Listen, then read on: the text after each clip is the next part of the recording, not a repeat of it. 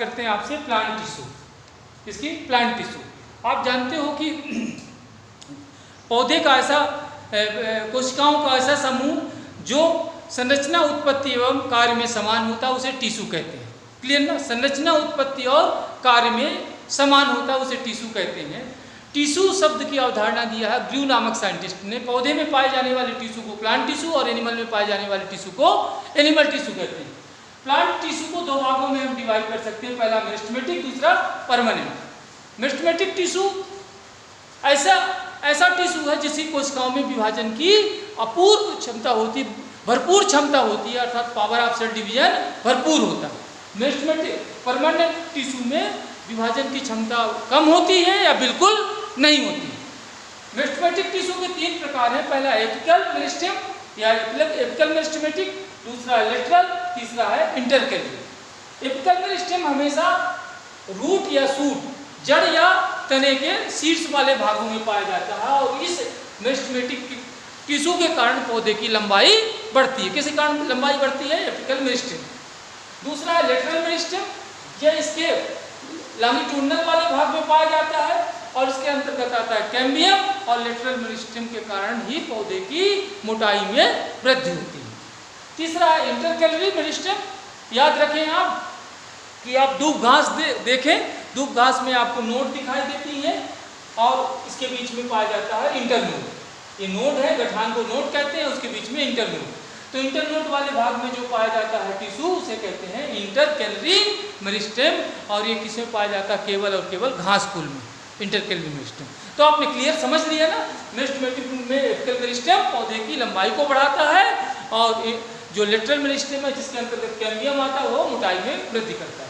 दूसरा permanent tissue, इसके तीन प्रकार हैं, सिंपल, परमानेंट, कॉम्प्लेक्स और स्पेशल टाइप का। सिंपल परमानेंट टिश्यू के तीन प्रकार है, पैरेन्काइमा, कोलेन्काइमा और स्क्लेरेन्काइमा। आप देखें यहाँ पैरेन्काइमा का चित्र बना है, सेकंड बना है कोलेन्काइमा का और तीसरा है स्क्लेरेन्काइमा। ठीक है। और दूसरा है कॉम्प्लेक्स टिश्यू जिसमें जाइलम और फ्लोएम आते हैं, और स्पेशल टाइप के टिश्यू वो होते हैं जिसमें स्पेशल ग्लैंड पाई जाती है। ढेर सारे पौधों को आपके स्टेम को तोड़ें आप तो उनसे कुछ रस जैसा पदार्थ निकलता है। बेशरम भी तोड़ें आप, या कनेर का या अकौना का पौधे को तोड़ें तो उसमें कौन सी टिश्यू पाया जाता है? स्पेशल टाइप का। तो पहले आप बात करते हैं सिंपल परमानेंट टिश्यू, जिसके तीन प्रकार हैं, पैरेन्काइमा, कोलेन्काइमा और स्क्लेरेन्काइमा। आप देखें कि इसमें जो कोशिकाओं के बीच में स्थान है उसे कहते हैं इंटरसेलुलर स्पेस। Intercellular space.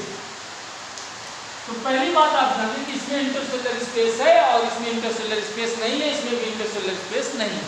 इसमें इंटरसेलुलर स्पेस पर प्रकृति ने भर दिया पेक्टिन ने, किसको भर दिया? पेक्टिन। और इसमें भर दिया है लिग्निन या सुबेरिन। ठीक है। तो पहला तीनों में अंतर क्या होगा? इसमें इंटरसेलुलर स्पेस है, इसमें इंटरसेलुलर स्पेस नहीं है, इसमें इंटरसेलुलर स्पेस नहीं है। पैरेन्काइमा टिश्यू को फंडामेंटल टिश्यू कहते हैं। इनमें इंटरसेलुलर स्पेस पाया जाता है, इनकी कोशिकाएं जीवित होती हैं, ठीक है, और इसकी दीवार थिन होती है। कोलेन्काइमा में इंटरसेलुलर स्पेस पर क्या भर दिया प्रकृति ने? पेक्टिन। ठीक है। तो याद रखेंगे यह टिश्यू लिविंग मैकेनिकल टिश्यू कहलाता है। क्या? जीवित यांत्रिक ऊतक। कौन सा? कोलेन्काइमा। और यह भी ध्यान रखेंगे आप कि कोलेन्काइमा हमेशा डाइकॉट्स में पाया जाता है, मोनोकॉट्स में नहीं पाया जाता। अब देखें स्क्लेरेन्काइमा। स्क्लेरेन्काइमा में लिग्निन और सुबेरिन का जमाव हुआ, जिस कारण एक कोशिका से दूसरे कोशिका में विलायक और विलेय के अणुओं का आवागमन अवरुद्ध हो गया, जिस कारण इसकी कोशिकाएं क्या हो जाती है? डेड हो जाती है, क्या? मृत हो जाती हैं। इसलिए इसको डेड मैकेनिकल टिश्यू कहते हैं। और ये हमेशा मोनोकॉट्स में पाया जाता है, डाइकॉट्स में नहीं पाया जाता। कौन सा टिश्यू? याद रखेंगे आपको, स्क्लेरेन्काइमा। ठीक है। तो आपने देख लिया पैरेन्काइमा, कोलेन्काइमा और स्क्लेरेन्काइमा। अब देखें कि स्क्लेरेन्काइमा को आप दो भागों में डिवाइड कर सकते हैं। पहला है फाइबर मतलब रेसेन और दूसरा है स्टोन सेल।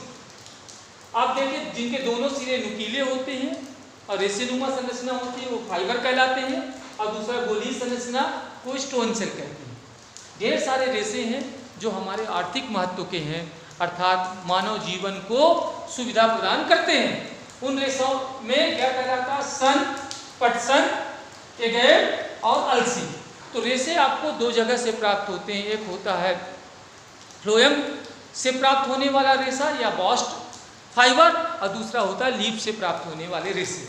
ठीक है, तो फ्लोएम से प्राप्त होने वाले रेशे याद रखें सन है, पटसन है और अलसी। ये किससे प्राप्त होते हैं? फ्लोएम से प्राप्त होने वाले रेशे हैं। ठीक है, और जो एगेव है जिसे केतकी भी कहते हैं, वो पत्ती से प्राप्त होने वाला रेशा है।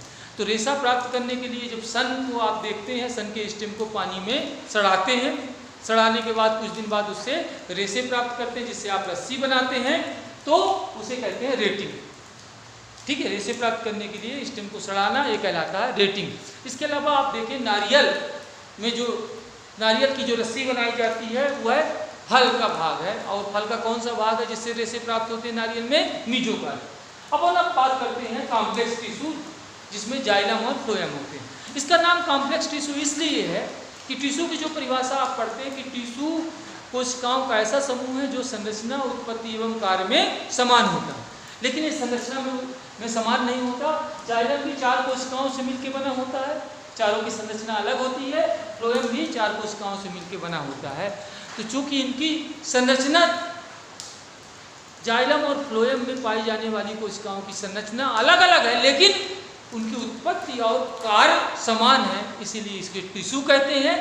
और ये कॉम्प्लेक्स क्यों कहते हैं? क्योंकि इनमें 4 प्रकार की कोशिकाएं होती हैं। जाइलम में जो 4 प्रकार की कोशिकाएं होती हैं, जाइलम का दूसरा नाम हमने बात किया, इसे हाइड्रोम कहते हैं, क्योंकि पानी को जड़ से पौधे के ऊपरी भाग तक पहुंचाता है।